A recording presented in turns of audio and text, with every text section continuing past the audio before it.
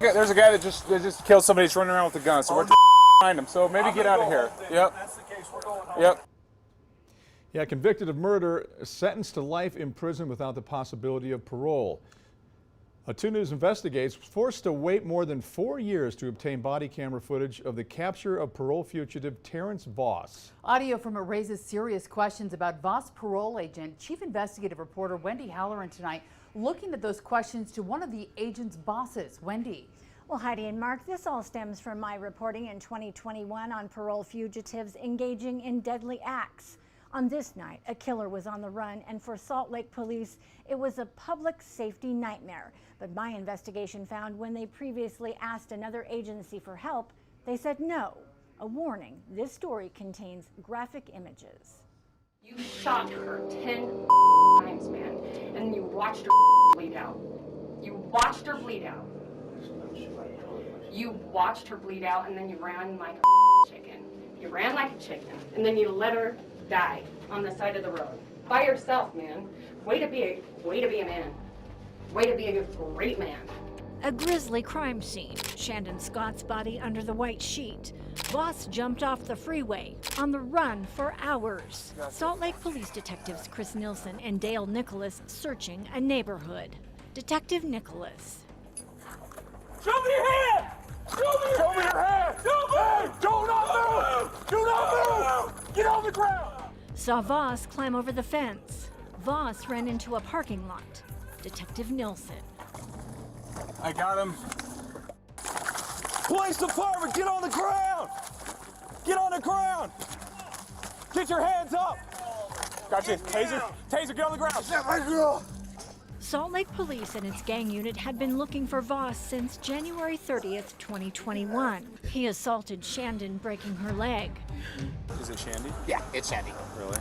Detective Nilsson and Officer Jose Munoz talk about the time they contacted Voss's parole agent, Dion Walzer, after Voss beat Shandon up 2 months after he broke her leg. She called Salt Lake Police for help. So, That's crap.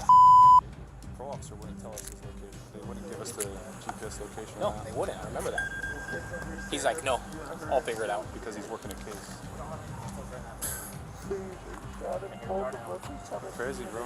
Given what these officers said, is that appropriate of Agent Dion Walzer at the time to not cooperate?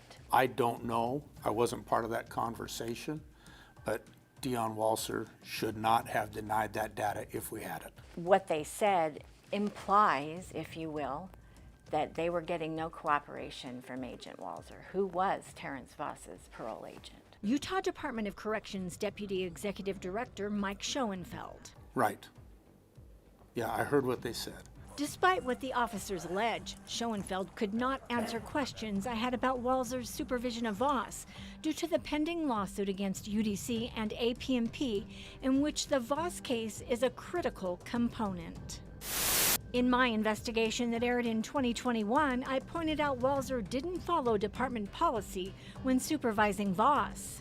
An investigation by legislative auditors found Walzer was out of compliance with UDC's supervision standards policy 7 times while supervising Voss. Has Agent Walzer been held accountable for any of the supervision regarding Voss? I'm not going to talk about that with the lawsuit pending. In September, Walzer got a new assignment, moved to UDC's Law Enforcement Bureau.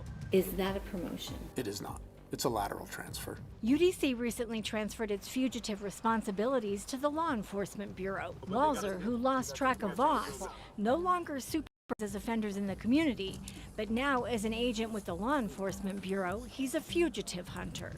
He does not have cases that he manages now as far as community supervision. It would be cases of people that have absconded from supervision. Internal sources tell me while the position may not be an official promotion, it is considered elite within UDC. From an HR standpoint, there is no differentiation between the two positions. Those that go fugitive that they cannot locate, we're trying to locate them with our Law Enforcement Bureau now. I can tell you that we will cooperate with law enforcement officers across the valley and across the state. Meanwhile, Glenn Mills, Chief of Staff for the Salt Lake City Police Department, issued me the following statement. Quote, Public safety is our top priority, and we commend the diligent work of our officers in this case. We can't speak to prior administrations. However, we currently have complete confidence the Utah Department of Corrections would collaborate with us if called upon. Now, I talked to Deon Walzer on Thursday and asked him for a comment and an interview. He said he didn't want anything to do with it and that it wasn't true what the Salt Lake City police officers said about him after Voss was captured. He said, my, quote, misreporting has caused him problems and that he needs to keep his job. He said, quote, I am not an agent anymore. Those days are behind me, but that he appreciated me reaching out and said somebody higher up has to answer for him. Mark and Heidi.